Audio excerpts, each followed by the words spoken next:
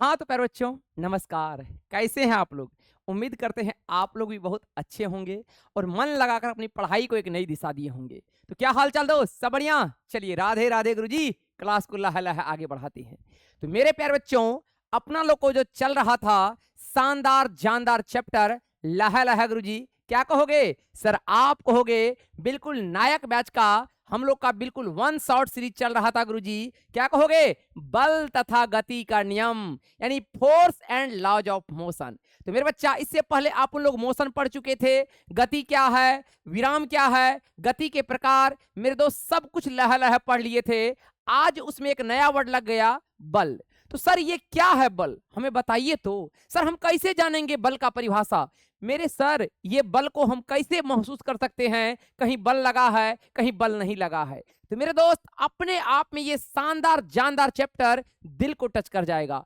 और मेरे दोस्त एक बात और, इस क्लास को पूरा देखने के बाद आपको फिर कभी भी ये चैप्टर पढ़ने की आवश्यकता नहीं पड़ेगा, क्योंकि मैंने इस चैप्टर में जितने भी बात हैं दोस्त, जितने भी इंपॉर्टेंट कंसेप्ट है, चाहे वो न्यूमेरिकल हो, चाहे वो सब्जेक्टिव क्वेश्चन हो, चाहे वो थियोरेटिकल क्वेश्चन हो, सब लह लह लेके आ गए हैं। तो मेरे बच्चा, एक बार आप इसको देखने के बाद आपको बिंदु जैसा यानी पॉइंट जैसा भी डॉट देखने को नहीं मिलेगा। सर जब नहीं मिलेगा, गुलशन सर पढ़ा दिए हैं, तो भैया क्यों नहीं हमें पढ़ लेना चाहिए? अरे बोलो हाँ या ना? यस सर, आइए ना गुरुजी। तो आप कहोगे दोस्त, आप उन लोग का है नायक बैच। कौन सा बैच है दोस्त? नायक बैच 2026 क्लास 9th के स्टूडेंट के लिए। भैया क्या है दोस्त? बल तथा गति के नियम यानी फिजिक्स गुरुजी, बिल्कुल लह लह चलेगा कंप्लीट एकदम गुलशन सर के अंदाज में। तो मेरे बच्चा, बिल्कुल हम शुरू कर रहे हैं। और आपको पता है मेरे दोस्त, क्या कहोगे दोस्त? आप कहोगे सर बिल्कुल लह लह चलेगा। आज आप लोग पढ़ने वाले हैं बल तथा गति के नियम। क्या पढ़ने वाले हैं दोस्त? आप कहोगे सर पढ़ने वाले हैं बल तथा क्या कहोगे? गति के नियम। Yes sir. भैया एकदम गुरुजी सभी कंसेप्ट, चाहे गैलीलियो का हो, चाहे न्यूटन्स का लॉ हो, सब जान लेंगे। बल तथा गति के नियम है ना प्यारे बच्चों? Yes sir. क्या कहोगे? Force and laws of motion. Force and laws of motion. चलिए सर लह लह आगे बढ़ाते हैं। सर बल क्या है? अगर हमसे पूछा जाए सर बल क्या है, व्हाट इज ए फोर्स, तो हम आपसे एक बात पूछते हैं। अगर मेरे दोस्त कोई वस्तु विरामावस्था में है, कौन अवस्था में है?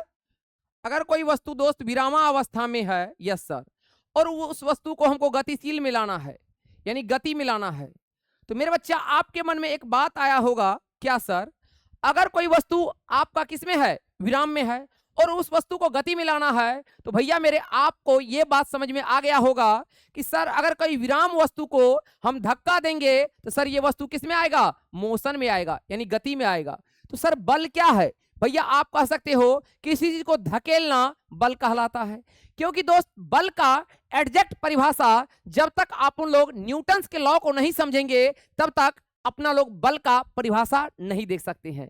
लेकिन सर फिर भी हमें बताइए बल क्या है? तो भैया आप कहोगे सर बिल्कुल, अगर कोई वस्तु विराम में है और उस वस्तु को हम गति में लाना चाहते हैं, तो हमें बल की आवश्यकता होगा। भैया या तो हम वस्तु को भैया गति में है, विराम में लाना चाहते हैं, तो हमें बल की आवश्यकता होगा। तो मेरे बच्चा अब आपको समझ में आ गया होगा, यानी धकेलना और खींचना ये क्या कहलाता है? बल कहलाता है। आपने 8th क्लास में भी यही पढ़ा होगा, push and pull is called force. तो मेरे बच्चा बिल्कुल ये तब तक सही है जब तक आप न्यूटन्स के फर्स्ट लॉ को नहीं समझे हो। भैया एग्जैक्ट परिभाषा, परिपूर्ण डिफिनेशन जो आता है बल का, वो न्यूटन्स के प्रथम नियम के आधार पर ही बन के आता है। तो मेरे बच्चा अब न्यूटन्स का प्रथम नियम क्या है सर, ये हमें बता दो। अरे लल्ला, सब कुछ सीक्वेंस से चलेगा ना। जब पहुंचेंगे न्यूटन्स के प्रथम नियम पे आज ही, तो आज ही जानेंगे बल का एग्जैक्ट परिभाषा। तब तक गुरुजी आप ये समझो कि भैया धकेलना, खींचना, ऐठना, मड़ोड़ना, ये सब क्या है? बल है। ये सब क्या है दोस्त? बल है। अरे बोल दो हाँ या ना? Yes sir. तो भैया आप इतना समझ गए कि सर किसी विराम वस्तु को गति में लाना हो या गति वस्तु को विराम में लाना हो, तो भैया हमें बल की आवश्यकता होगा। सर बल यहाँ पे हम महसूस कर रहे हैं कि बल से हम ये सब काम कर सकते हैं। तो मेरे बच्चा बल वह भौतिक कारक है, क्या कहोगे दोस्त? बल वह भौतिक कारक है जिसे हम क्या कर सकते हैं मेरे दोस्त? आप माप सकते हो, बल से किसी की दिशा में परिवर्तन कर सकते हो, बल से किसी की आकृति में परिवर्तन कर सकते हो, भैया किसी गतिशील वस्तु को तीव्र यानी क्या मंद कर सकते हो। तो मेरे बच्चा ये सब कहानी आप किससे कर सकते हो? बल से। तो आइए गुरुजी बल के बारे में और जानते हैं। तो मेरे बच्चा अब आपको समझ में आ गया होगा, क्या कहोगे दोस्त?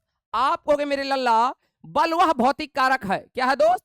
बल वह भौतिक कारक है जो किसी वस्तु पर कार्य कर उसकी विराम की, क्या कहोगे भैया, अवस्था अथवा सरल रेखा में एक समान गति की अवस्था में परिवर्तन लाता है, भैया लाने की चेष्टा करता है। क्या कहलाता है? बल कहलाता है। सर आप लाने की चेष्टा क्यों लिखे हो? भैया आपके सामने एक बहुत बड़ा जेसीबी आ रहा है, आप चल गए बल लगा के रोकने के लिए, क्या जेसीबी आपसे रुकेगा? नहीं नहीं रुकेगा। हाँ आप चेष्टा जरूर कर रहे हो लेकिन जेसीबी रुकेगा नहीं। Yes sir. भैया तो बल वह भौतिक कारक है जो किसी वस्तु पर कार्य कर उसकी विराम की अवस्था अथवा सरल रेखा में एक समान गति की अवस्था में परिवर्तन लाना चाहता है या लाने की चेष्टा करता है, बल कहलाता है। दूसरी भाषा में आपको जो हम सिखाए, क्या दूसरे शब्दों में आप ये कह सकते हो कि बल एक प्रकार का धक्का या खिंचाव है, भैया ऐठना या मोड़ना है। Yes sir. जिसमें किसी वस्तु की क्या कहोगे, अवस्था में परिवर्तन करने की प्रवृत्ति होती है। भैया गतिशील वस्तु को आप आगे से धक्का दोगे तो हो सकता है रुक जाए, या हो सकता है आपको भी आगे लेके चले जाए, है ना। तो भैया दूसरे शब्दों में आप ये कह सकते हो कि बल एक प्रकार का धक्का या खिंचाव है जिससे हम किसी वस्तु की क्या कर सकते हैं,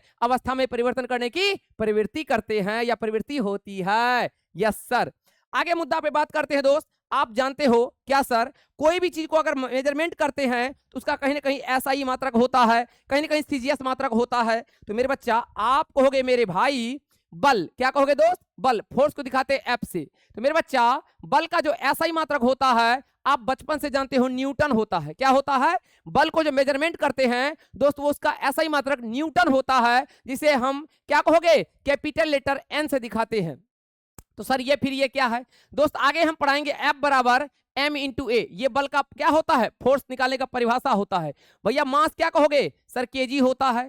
त्वरण का होता है मीटर पर सेकेंड स्क्वायर। तो भैया आप कहोगे सर बल का ऐसे ही मात्रक न्यूटन भी होता है और कहोगे सर केजी मीटर पर सेकेंड स्क्वायर भी होता है। Yes sir. भैया सीजीएस मात्रक क्या होता है? डाइन होता है। क्या होता है दोस्त? बल का सीजीएस मात्रक डाइन होता है और आपको याद रखना है 1 न्यूटन में 10 की पावर 5 डाइन होता है।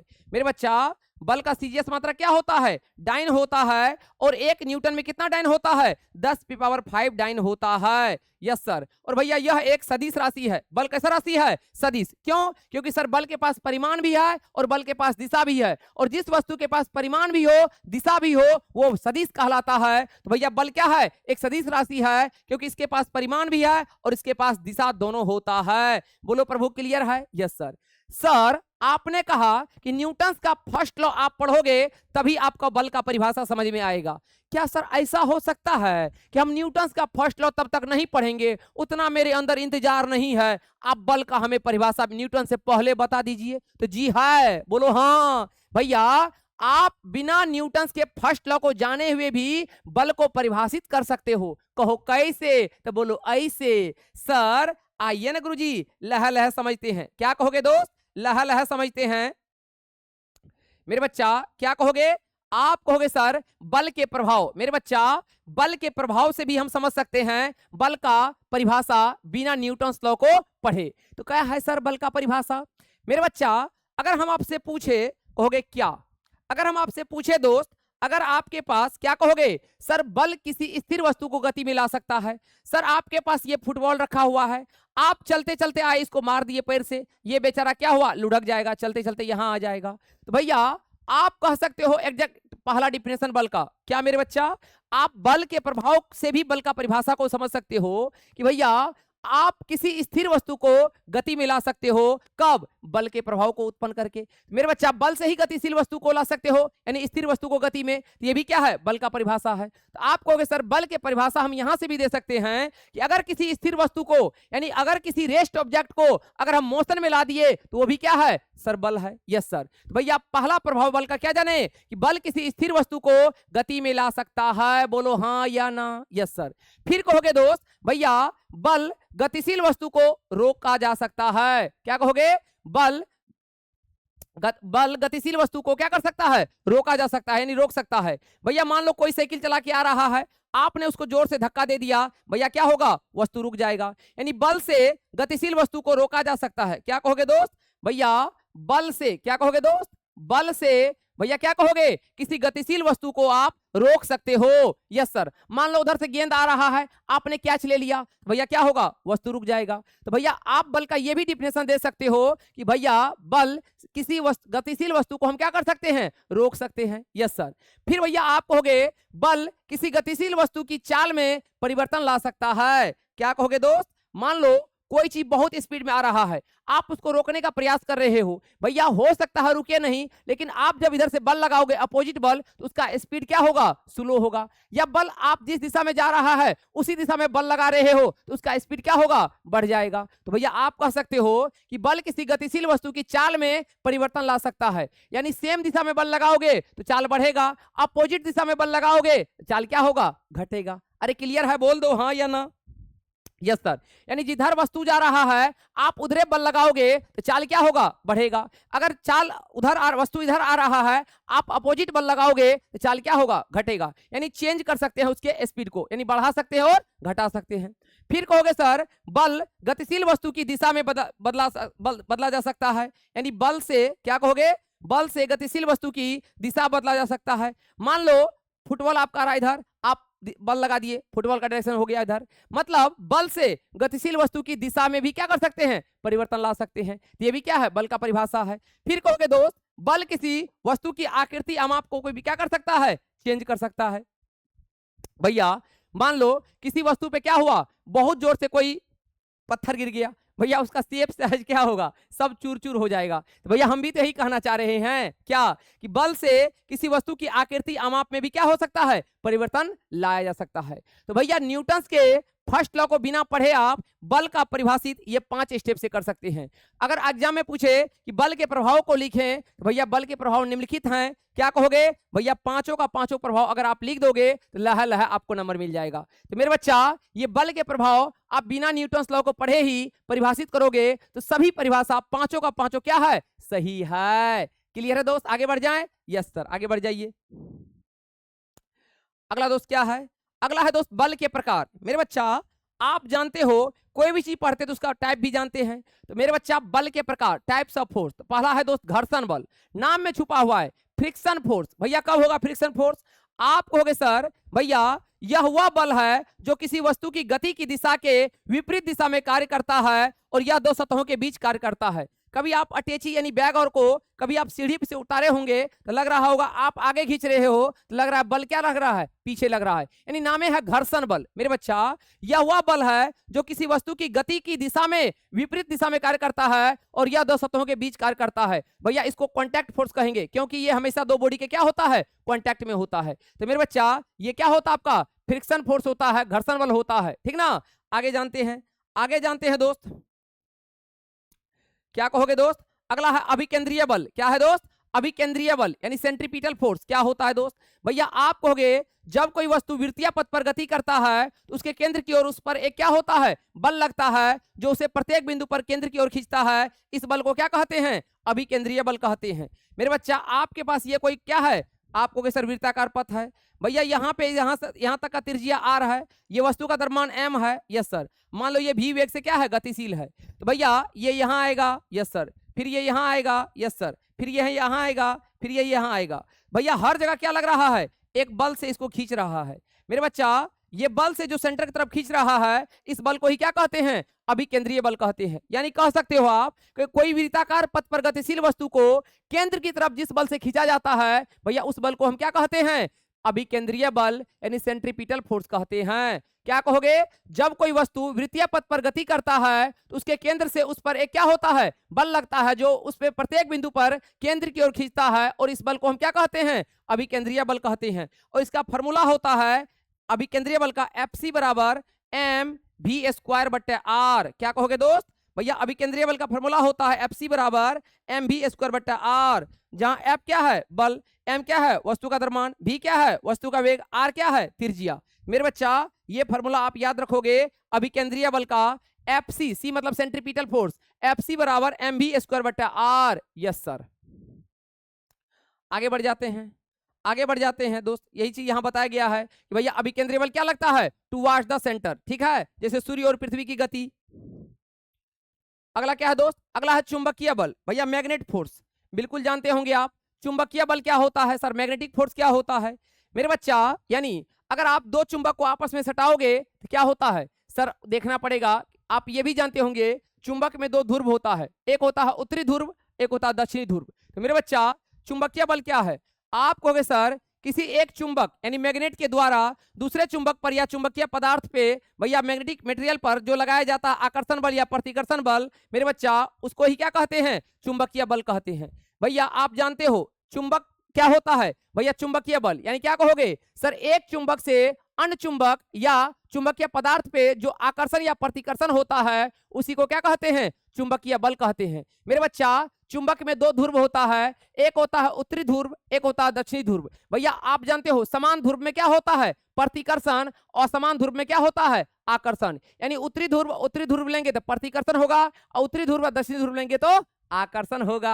हाँ यस सर, तो क्या कहोगे, चुंबकीय बल यानी मैग्नेटिक फोर्स क्या होता है, तो किसी एक चुंबक के द्वारा दूसरे चुंबक पर या चुंबकीय पदार्थ पर लगाए गए आकर्षण बल या प्रतिकर्षण बल को क्या कहते हैं, चुंबकीय बल कहते हैं।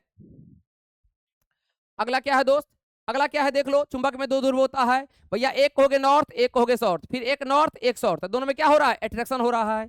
फिर नॉर्थ ये नॉर्थ, दोनों में क्या है, सेम है, तो क्या कहोगे, रिपल्सन हो रहा है। तो आप कहोगे सर क्या,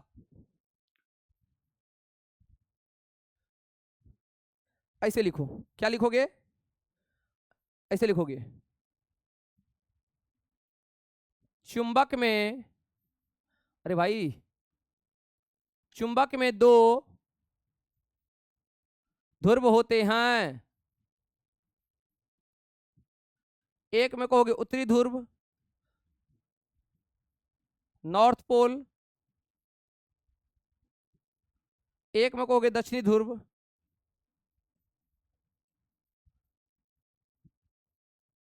क्या कहोगे, साउथ पोल। तो मेरे बच्चा याद रखना, नॉर्थ यानी सिंपल ऐसे लिखो ना,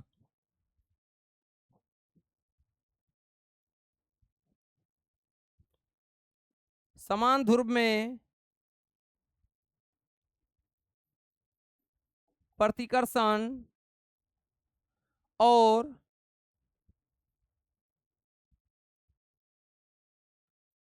असमान ध्रुव में आकर्षण होता है।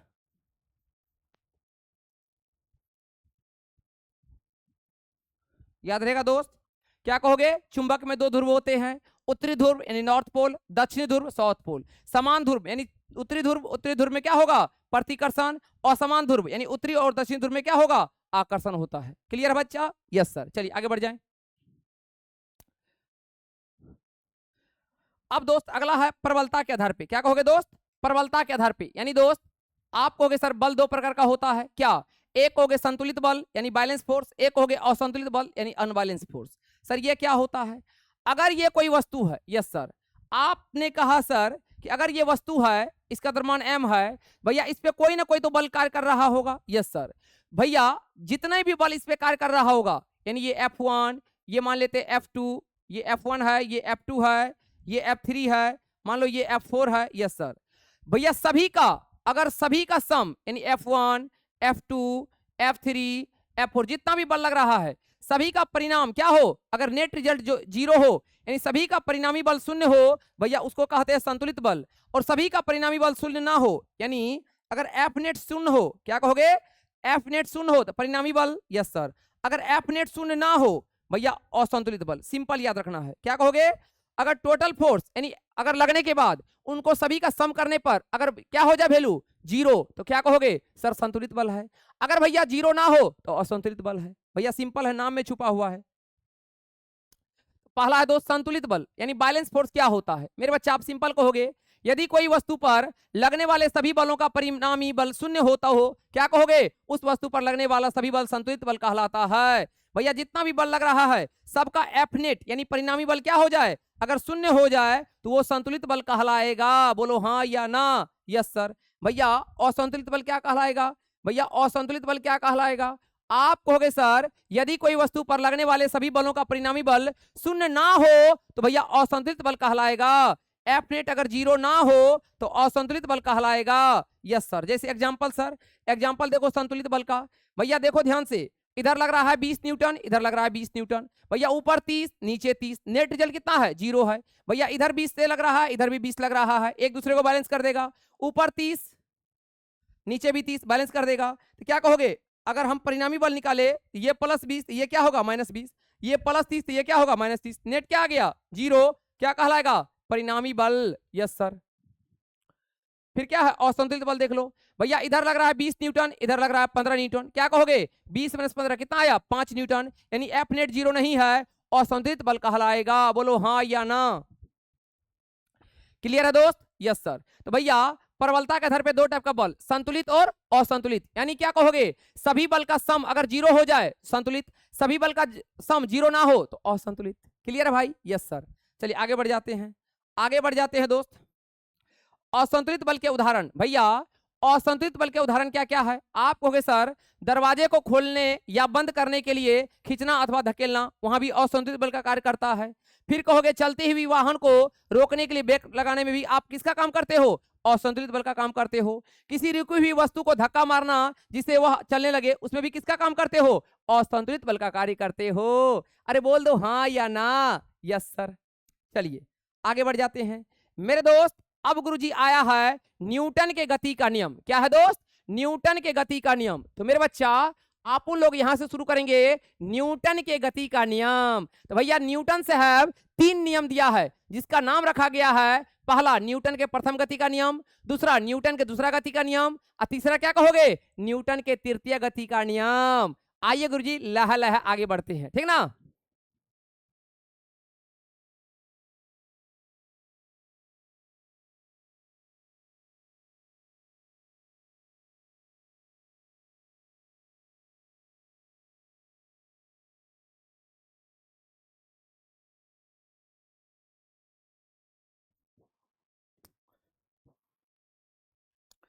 चलिए दोस्त क्या कहोगे?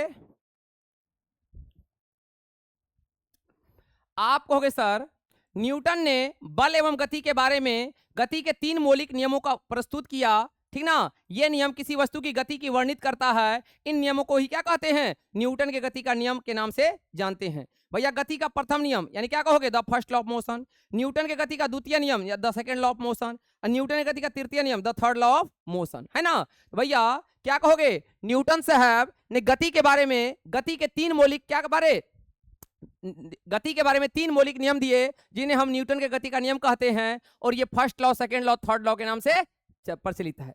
आइए गुरुजी लह लह समझते हैं न्यूटन के प्रथम गति का नियम। मेरे बच्चा यानी गति का प्रथम नियम क्या कहता है? ए सुनो क्या कहोगे? आप कहोगे सर न्यूटन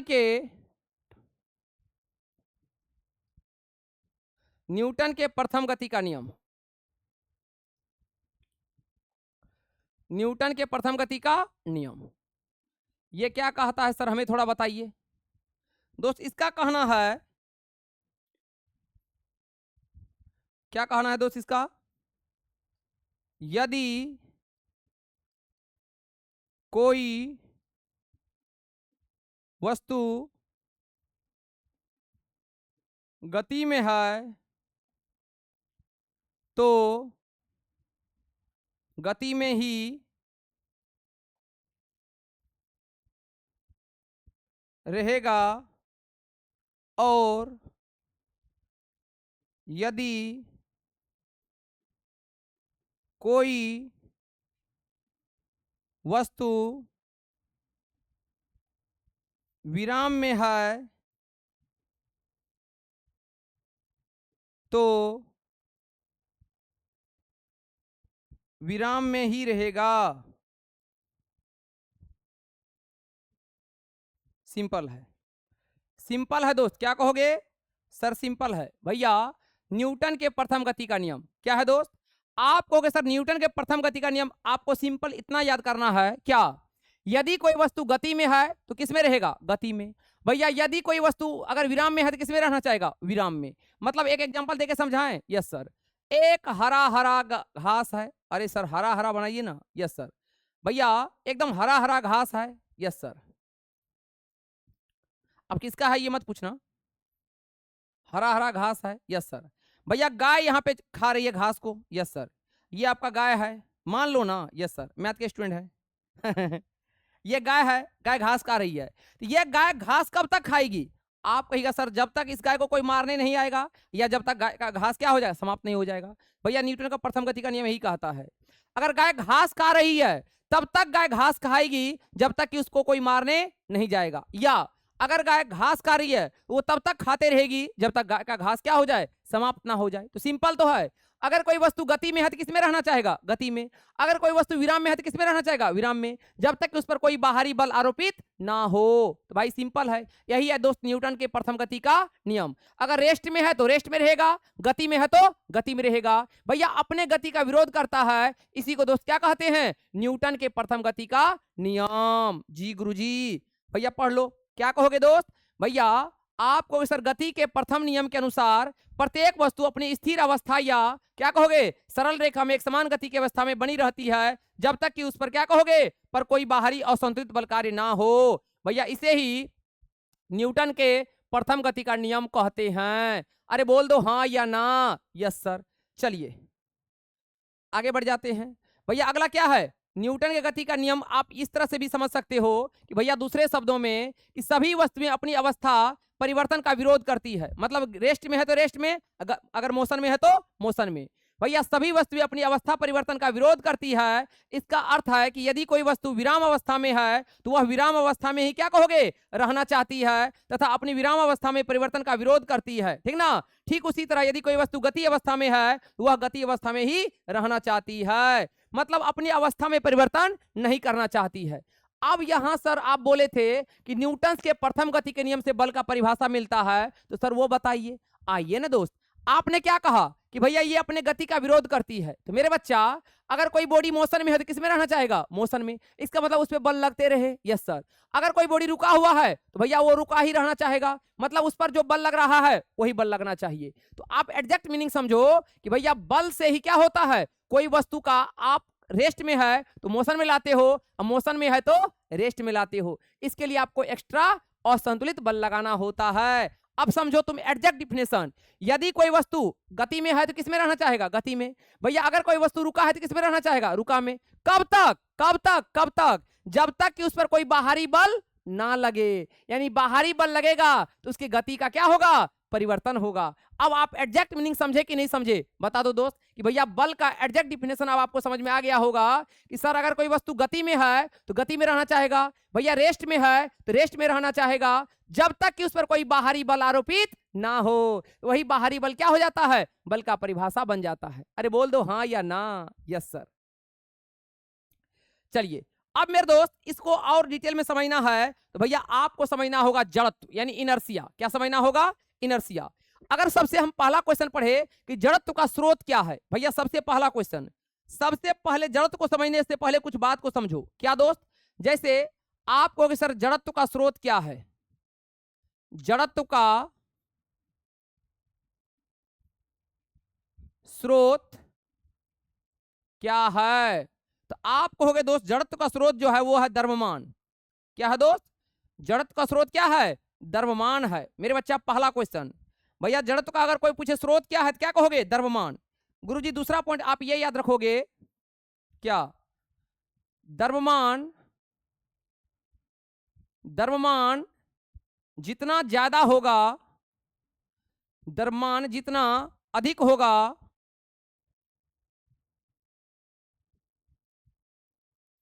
द्रव्यमान जितना अधिक होगा उस वस्तु की, उस वस्तु का जड़त्व भी अधिक होगा।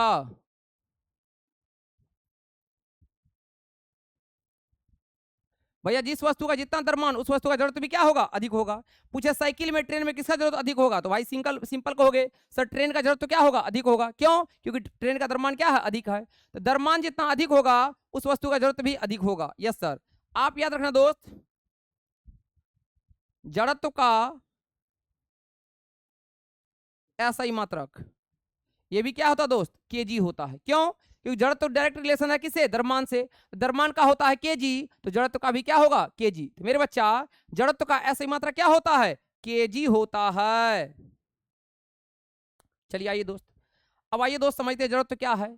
भैया आप कहोगे सर जड़त्व किसी वस्तु का वह गुण है, क्या कहोगे दोस्त, जड़त्व किसी वस्तु का वह गुण है जिसके कारण वह अपनी विरामावस्था अथवा एक सरल रेखा में एक समान गति की अवस्था में परिवर्तन का विरोध करती है। यही कारण है कि गति के पहला नियम को जड़त्व का नियम भी कहते हैं। भैया जड़त्व सिंपल आप ये समझो, जड़त्व का मतलब ही होता है कि भैया अपने गति का विरोध करना। क्या होता है दोस्त, जड़त्व का मतलब ही होता है अपने गति का क्या करना, विरोध करना। तो मेरे बच्चा क्या कहोगे, जड़त्व किसी वस्तु का वह गुण है, यानी जड़त्व जो है किसी वस्तु का वह प्रॉपर्टी है जिसके कारण वह अपनी विरामावस्था अथवा एक सरल रेखा में एक समान गति की अवस्था में परिवर्तन का विरोध करता है। यही कारण है कि गति के पहले नियम को क्या कहते हैं, जड़त्व का नियम कहते हैं। भैया अगर आपसे क्वेश्चन पूछे न्यूटन के किस नियम को जड़त्व का नियम भी कहा जाता है, तो आप याद रखोगे दोस्त न्यूटन के प्रथम नियम को जड़त्व का नियम भी कहा जाता है। यानी न्यूटन का प्रथम नियम का संबंध किससे है, इनर्शिया ऑफ सॉरी जड़त्व से संबंध है। क्या कहोगे दोस्त,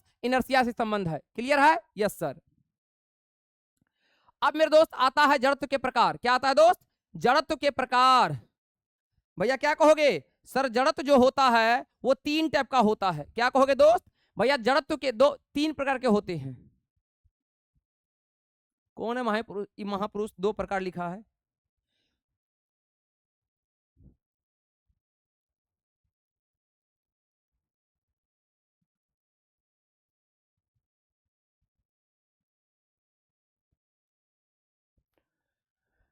जड़त्व तीन प्रकार के होते हैं। पहला क्या कहोगे, विराम के जड़त्व यानी इनर्शिया ऑफ रेस्ट, यानी इस जड़त्व में क्या होता है, वस्तु की भैया विरामावस्था में रहने की प्रवृत्ति होती है। दूसरा है गति का जड़त्व यानी इनर्शिया ऑफ मोशन, इस जड़त्व के कारण वस्तु की क्या होता है, सरल रेखा एक समान गति की अवस्था में अपनी गति को अवस्था बनाए रखने में पता प्रवृत्ति होती है। और तीसरा है दोस्त, तीसरा क्या है बच्चा, भैया इनर्शिया ऑफ डायरेक्शन। क्या कहोगे, दिशा का जड़त्व। तीसरा है दोस्त दिशा का जड़त्व, इससे डायरेक्शन पता चलता है।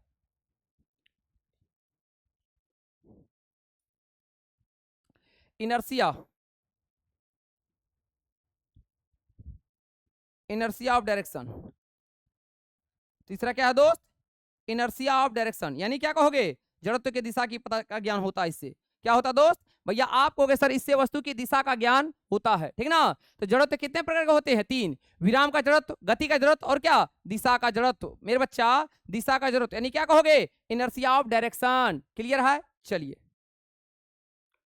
अब आगे देखो एक बात, क्या कहोगे दोस्त, ये इंपॉर्टेंट पॉइंट सब है। क्या कहोगे, जड़त्व प्रत्येक वस्तु का गुण या प्रवृत्ति होता है। भैया ऐसा कोई वस्तु है जिसके पास द्रव्यमान ना हो, नो सर।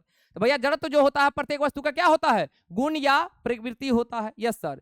जड़त्व को वस्तु के द्रव्यमान से मापा जाता है, यानी जितना वस्तु का द्रव्यमान होगा उतना ही क्या होगा, जड़त्व का द्रव्यमान होगा। यानी जड़त्व को वस्तु के द्रव्यमान से मापा जाता है, यस सर। भैया इसका मात्रा क्या होता है, केजी होता है जड़त्व का। भारी वस्तु का जड़त्व किसी हल्के वस्तु से क्या होगा, अधिक होगा। यानी दोस्त जितना ज्यादा वस्तु द्रव्यमान होगा उसका जड़त्व क्या होगा, उतना अधिक होगा, यस सर। भैया जड़त्व भी समझ में आ गया। चलिए अगला क्या है दोस्त, अगला सम इंपोर्टेंट ये क्वेश्चन बन जाता है क्या, कि जड़त्व और द्रव्यमान में क्या अंतर है। भैया जड़त्व और द्रव्यमान में अंतर, तो एक साइड क्या लिखोगे जड़त्व, एक साइड क्या लिखोगे द्रव्यमान, यस सर। भैया जड़त्व किसी वस्तु का गुण या प्रवृत्ति होता है, जबकि द्रव्यमान किसी वस्तु में उपस्थित क्या होता है, पदार्थ की मात्रा होता है। कहोगे दोस्त किसी वस्तु के जड़त्व को उसके द्रव्यमान से मापा जाता है, जबकि द्रव्यमान स्वयं से ही मापा जाने वाला है, उसको कोई जड़त्व की आवश्यकता नहीं होती है। भैया जड़त्व को मापने के लिए द्रव्यमान की आवश्यकता होती है, बट द्रव्यमान को मापने के लिए जड़त्व की आवश्यकता नहीं होती है, क्योंकि वो उसके अंदर जितना पदार्थ से बना है वही उसका द्रव्यमान है। क्लियर है दोस्त, यस सर। चलिए अगला है दोस्त संवेग यानी मोमेंटम। सर संवेग क्या होता है, भैया सिंपल, न्यूटन के द्वितीय गति को नियम को समझने के लिए संवेग को समझना बहुत जरूरी है। क्या है दोस्त, संवेग, यस सर।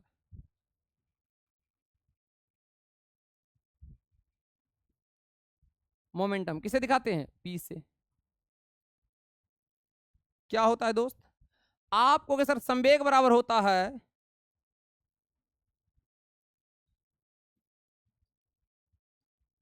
बोलो क्या कहोगे सर? द्रव्यमान गुना गुणनफल क्या होता? संवेग बराबर द्रव्यमान गुना गुणनफल। तो संवेग को दिखाते पी से, द्रव्यमान को दिखाते एम से, और गुणनफल को दिखाते हैं द्रव्यमान गुना वेग ना, द्रव्यमान गुना वेग। Yes sir.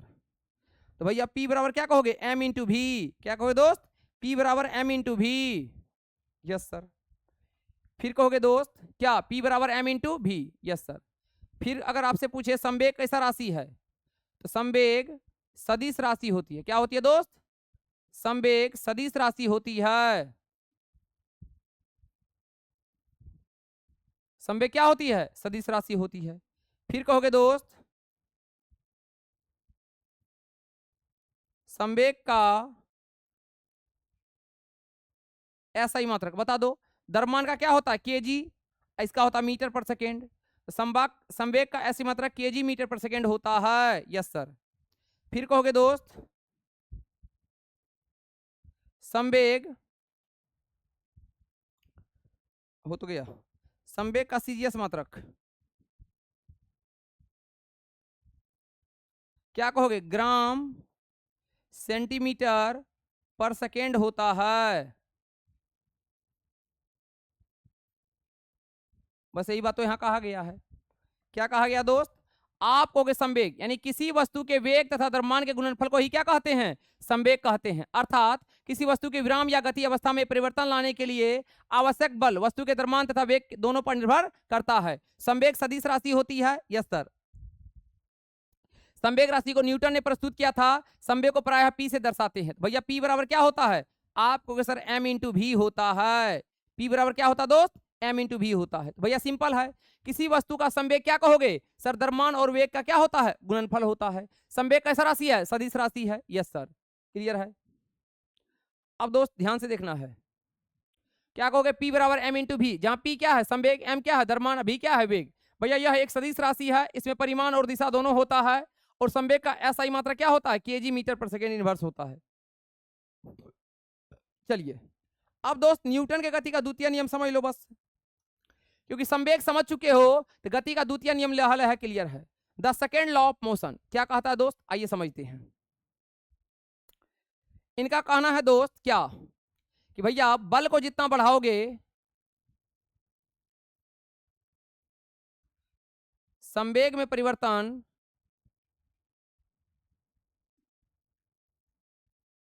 उतना ज्यादा होगा। किसके रिस्पेक्ट में? समय के रिस्पेक्ट में। किसके रिस्पेक्ट में? समय के रिस्पेक्ट में। मतलब दोस्त संवेग को जितना बढ़ाओगे, क्या कहोगे? बल को जितना बढ़ाओगे संवेग में परिवर्तन समय के साथ उतना बढ़ेगा। Yes sir. भैया एफ डायरेक्टली प्रोपोर्शनल टू संवेग में परिवर्तन मतलब क्या? Delta P. किसके रिस्पेक्ट में? टाइम के रिस्पेक्ट में। अरे बोल दो। Yes sir. काम बन गया। भैया बल बढ़ेगा। Yes sir. Delta P change कैसे निकालेंगे? तो final momentum P final minus क्या? पी इनिशियल, अब बटा क्या? Time T. अब देखो फोर्स बढ़ रहा है। पी फाइनल, तो फाइनल का फॉर्मूला क्या हो जाएगा? फाइनल के लिए क्या होगा? पी बराबर एम इंटू भी। Yes sir. इनिशियल के लिए क्या होगा? ये फाइनल, ये इनिशियल के लिए क्या होगा? M into U. अरे होगा, कहोगे यस सर।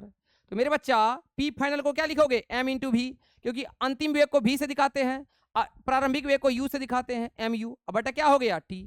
अरे बोल दो। Yes sir. क्या कहोगे सर? क्या हो जाएगा? आप कहोगे sir force directly proportional to M common ले लीजिए, तो क्या बचेगा? भी माइनस यू बटा क्या बचेगा? टी। अरे बोल दो। Yes sir. आप कहोगे सर आपने हमें पढ़ाया था क्या? भी बराबर यू प्लस ए टी। अरे बोल दो। यहां से टी बराबर क्या कहोगे? यहां से ए बराबर कहोगे सर आप होगा भी माइनस यू बटा क्या होगा? टी। यहां रख दो। क्या कहोगे सो दोस्त? एफ समानुपाती एम तो एम रहेगा। बताओ भी माइनस यू बटा टी को क्या लिख सकते हो? आप ए लिख सकते हो। देखो ना, भी माइनस यू बटा टी को क्या लिख सकते हो? आप ए लिख सकते हो। भैया F directly proportional to M into A. अरे बोल दो।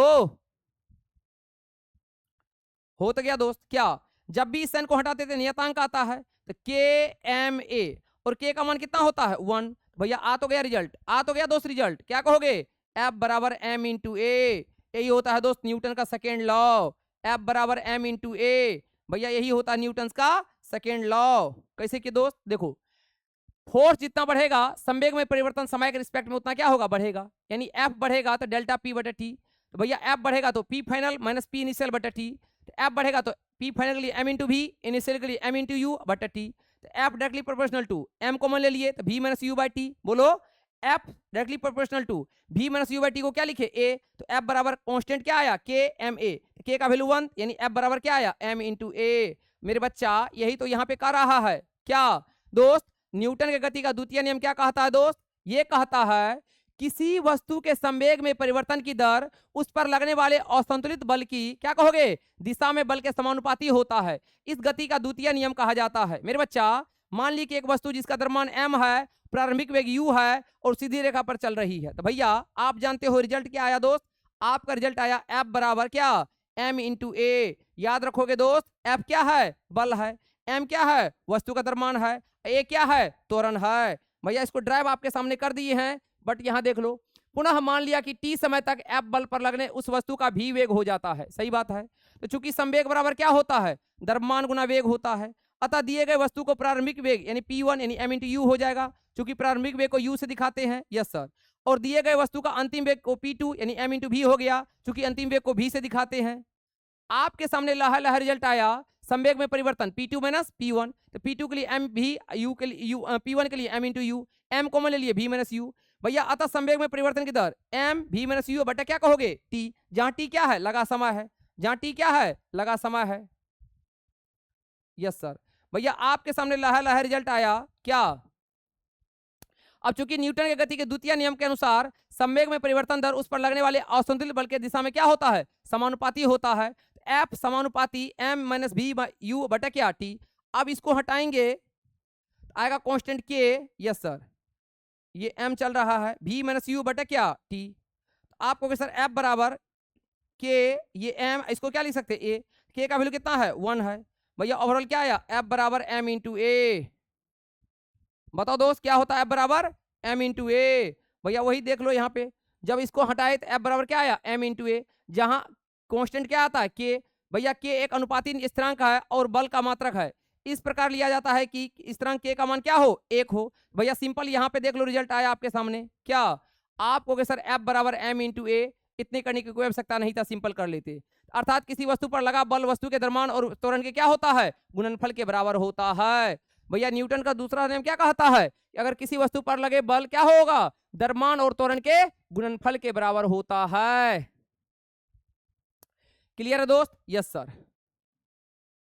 चलिए सिंपल याद रखिएगा क्या, न्यूटन के द्वितीय गति का नियम क्या कहोगे दोस्त, न्यूटन के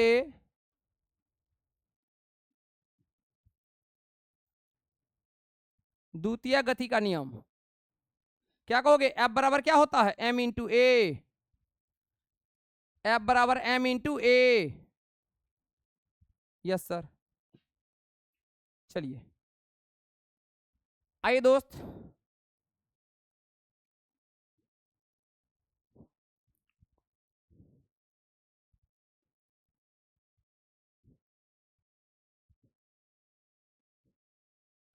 पहले इसको समझ लेते हैं, उसके बाद एप्लीकेशन को समझेंगे। चलिए क्या दोस्त, गति के तृतीय नियम क्या है दोस्त, क्रिया प्रतिक्रिया का नियम भी कहा जाता है। न्यूटन थर्ड लॉ को क्या कहा जाता है, क्रिया और प्रतिक्रिया नियम भी कहा जाता है। जब दोनों एक एक साथ होता है उसको अन्योन्य क्रिया कहते हैं। तो भैया गति का तृतीय नियम क्या कहता है, भाई सिंपल है, क्या कहोगे भैया, एक्शन बराबर क्या रिएक्शन। अगर ये ऑब्जेक्ट इस पे बल लगाया तो ये भी ऑब्जेक्ट इस पे क्या लगाएगा, बल लगाएगा। इसी को कहते हैं न्यूटन का थर्ड लॉ। क्या कहोगे दोस्त, भैया गति के तृतीय नियम के अनुसार क्या कहोगे, न्यूटन के गति के तृतीय नियम के अनुसार प्रत्येक क्रिया के बराबर एवं क्या कहोगे विपरीत दिशा में प्रतिक्रिया होती है। गति के तृतीय नियम को क्रिया प्रतिक्रिया का नियम भी कहते हैं। भैया थर्ड लॉ तो सबसे आसान है भाई, क्या कहोगे, अगर कोई आपको एक थप्पड़ मारा तो क्या आप चुप बैठोगे, सड़क से वहीं खींच दोगे। ऐसा नहीं करना है दोस्त, ना ही थप्पड़ खाना है ना ही थप्पड़ मारना है, ठीक ना, ये सब बैड हैबिट होता है। हम लोग पढ़े लिखे इंसान है, अगर पढ़े लिखे इंसान ऐसा करेंगे भैया धरती माता किस पे विश्वास करेगी बताओ, है। इसीलिए दोस्त अपना लोग का एक नेतृत्व है, अपना लोग का एक विचारधारा है कि भैया बिल्कुल एकदम लड़ाई झगड़ा नहीं करना है और एकदम सब इंसान जैसे प्रतिष्ठित बन के रहना है। लेकिन दोस्त होता है क्या, ये समझो, न्यूटन के गति के तृतीय नियम के अनुसार प्रत्येक क्रिया के बराबर एवं विपरीत दिशा में अपोजिट डायरेक्शन में प्रतिक्रिया होती है। गति के तृतीय नियम को क्रिया प्रतिक्रिया का नियम भी कहते हैं, यस सर। कहोगे सर न्यूटन के तृतीय गति बताता है कि दो वस्तुओं के अन्योन क्रिया, क्या हो गए दोस्त, अन्योन क्रिया में पहली वस्तु द्वारा दूसरी वस्तु पर लगाया गया बल, और क्या कहोगे, दूसरी वस्तु द्वारा पहली वस्तु पर लगाए गए बल के क्या होता है, बराबर होता है और विपरीत दिशा में होता है। मतलब अगर ये बल लगाया उस पे तो वो भी बल लगाएगा इस पे। इसी को दोस्त क्या कहते हैं भैया, क्रिया प्रतिक्रिया नियम या गति के तृतीय नियम या Newton third law of motion. Yes sir. चलिए अब तृतीय गति का उदाहरण ढेर सारा कह सकते हो। क्या भैया, गति के तृतीय नियम को ऐसे समझते हैं कि आप किसी टेबल पर हाथ रखकर खड़े हैं, भैया जितना बल आपका हाथ टेबल पर लगा रहा है भैया उतना ही बल टेबल आपको हाथ पे लगा रहा है। आपने देखा होगा कि कमजोर छत पर ज्यादा बल अर्थात कई व्यक्तियों के बैठने पर वह छत क्या होता है, टूट जाती है। अतः छत प्रतिक्रिया बल उतना नहीं लगा पाती है जितना व्यक्ति उस प्रतिक्रिया बल लगाता है। भैया ये सब क्या है, आपको गति के तृतीय नियम का एग्जाम्पल है गुरुजी। Yes sir. चलिए अगला क्या है दोस्त, अगला है संवेग संरक्षण का नियम। भाई सिंपल है, संवेग संरक्षण का नियम गुरुजी क्या होता है भैया, law of conservation of momentum क्या कहता है। इनका कहना है दोस्त, क्या संवेग संरक्षण के नियम के अनुसार दो वस्तुओं का कुल संवेग, भैया संवेग संरक्षण के नियम का कहना है दोस्त क्या, भैया संवेग संरक्षण के नियम के अनुसार दो वस्तुओं का कुल संवेग टकराने की प्रतिक्रिया में अपवर्तन या संरक्षित रहता है। यानी दूसरे शब्दों में आप ये कह सकते हो कि दो वस्तुओं के संवेग, क्या कहोगे दोस्त, दो वस्तुओं के संवेग का योग टकराने के पहले और टकराने के बाद बराबर रहता है, जबकि उस पर कोई असंतुलित बल कार्य न कर रहा हो। इसे ही संवेग संरक्षण का नियम कहते हैं। क्या कहोगे दोस्त, इनका कहना है कि संवेग संरक्षण के नियम के अनुसार दो वस्तुओं का कुल संवेग टकराने की प्रतिक्रिया में भैया अपवर्तन रहता है, यानी अपवर्तित रहता है,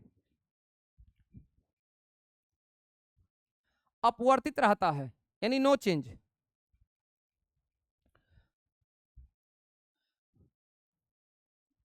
अपवर्तित रहता है,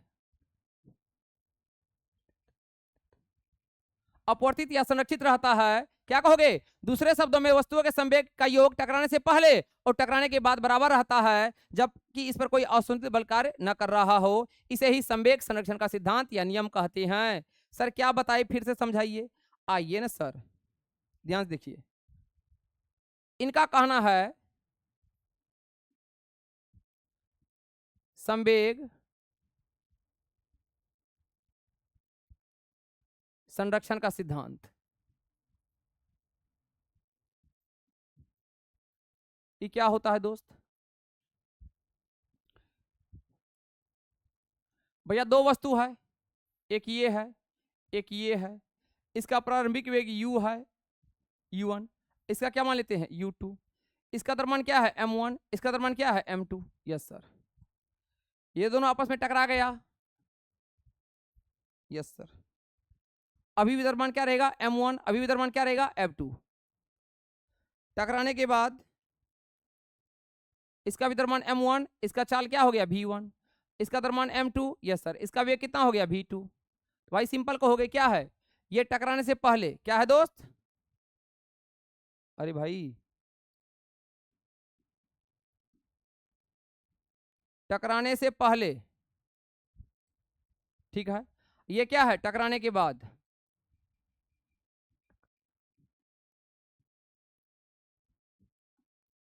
बाद सिंपल क्या कहोगे दोस्त, एक टकराने से पहले एक टकराने के बाद। जी गुरुजी।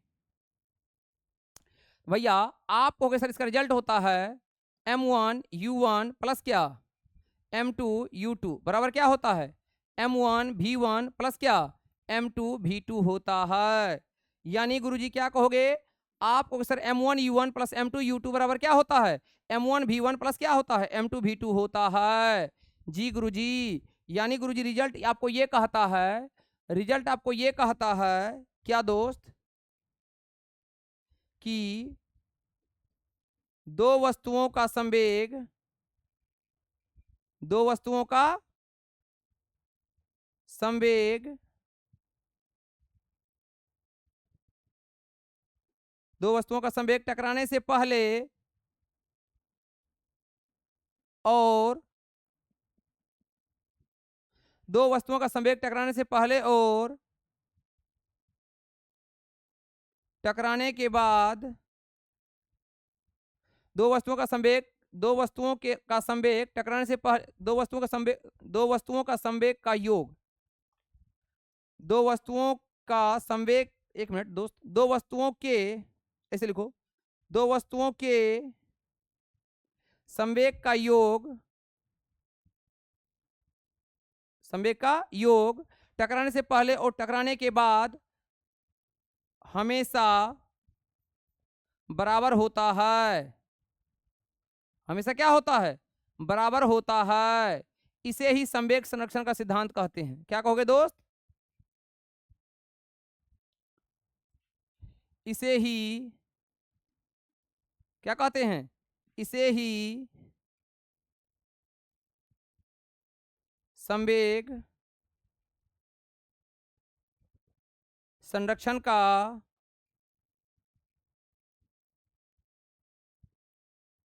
सिद्धांत कहते हैं। इसे ही क्या कहते हैं? संवेग संरक्षण का सिद्धांत कहते हैं। क्या कहोगे दोस्त? बिल्कुल। m1u1 प्लस m2u2 बराबर क्या? m1v1 प्लस क्या? m2v2। Yes sir. क्या कहोगे दोस्त? भैया फॉर्मूला याद रखना है दोस्त। क्या कहोगे? m1u1 प्लस क्या? m2u2 बराबर क्या होता है? m1v1 प्लस क्या होता है? m2v2 होता है। मेरे बच्चा एकदम सभी रिजल्ट को याद रखिएगा। m1 क्या है दोस्त? m2 क्या है? u1 क्या है? u2 क्या है? v1 क्या है? v2 क्या है?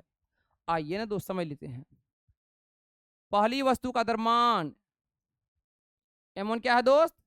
पहली वस्तु का द्रव्यमान। Yes sir.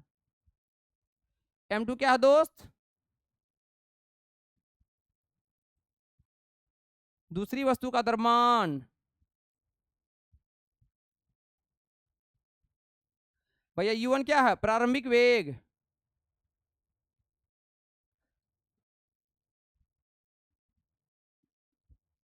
पहली वस्तु का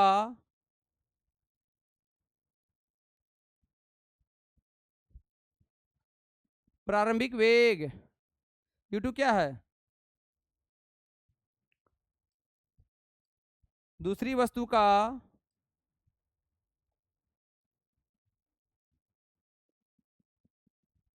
प्रारंभिक वेग। v1 क्या है? पहली वस्तु का अंतिम वेग। v2 क्या है? दूसरी वस्तु का अंतिम वेग। क्लियर है दोस्त? तो इतना को बात आप क्या करिएगा? याद रखिएगा। ठीक है, चलिए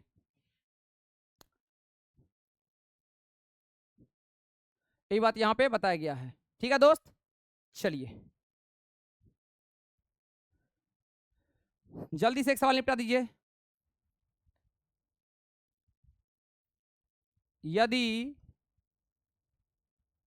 किसी वस्तु का द्रव्यमान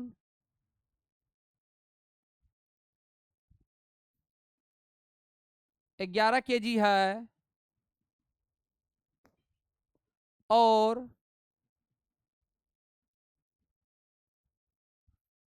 वस्तु में उत्पन्न त्वरण 4 मीटर पर सेकेंड स्क्वायर है, तो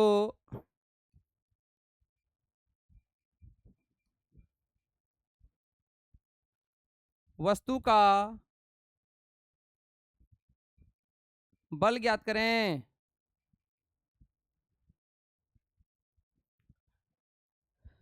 जल्दी से कमेंट करो। क्या है दोस्त? यदि किसी वस्तु का द्रव्यमान कितना है? मास है 11 kg। बोलो बच्चा। और वस्तु में उत्पन्न त्वरण ए कितना दिया है? 4 मीटर पर सेकेंड स्क्वायर दिया है। तो क्या पूछा है? वस्तु का बल। भाई सिंपल है, बन गया दोस्त। क्या कहोगे? सर आपने पढ़ाया है F बराबर m इंटू ए। सर F निकालना है। मास कितना दिया है? 11। ए कितना दिया है? 4। ओ माय गॉड, कितना होगा दोस्त? 44। कौन सी? न्यूटन। बोलो क्लियर है? कितना न्यूटन होगा? 44 न्यूटन। अगला सवाल बनाइए जल्दी से। कहा है दोस्त, यदि किसी वस्तु पर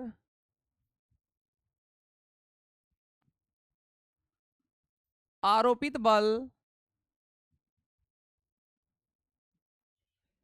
110 न्यूटन है और वस्तु का द्रव्यमान 20 केजी है, वस्तु का द्रव्यमान कितना है 20 केजी है, तो वस्तु का त्वरण ज्ञात करें।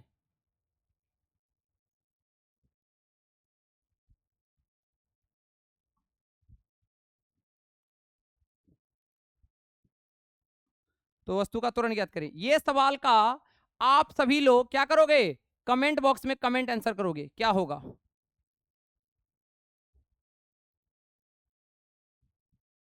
पहला ऑप्शन है 2, बी ऑप्शन है 4, सी ऑप्शन है 3, डी ऑप्शन है 1। ठीक है, इसका जवाब कमेंट बॉक्स में कमेंट करिएगा। ठीक है, चलिए तो चलिए मेरे दोस्त, आज के लिए यहीं तक। समरी यही है दोस्त कि भैया सभी को देख लेना है, 100% एक बार रिवीजन कर लेना है, और भैया एक बार कंप्लीट नोट्स बना लेना है। इससे बाहर कुछ भी देखने को आपको नहीं मिलेगा। ठीक है दोस्त, चलिए तब तक के लिए दिल से धन्यवाद, love you, thank you, take care. लेकिन कोई भी डॉट हो दोस्त, कमेंट जरूर करिएगा, आपका हर एक डॉट लहा लहा हम लेंगे। थैंक यू दोस्त, लव यू।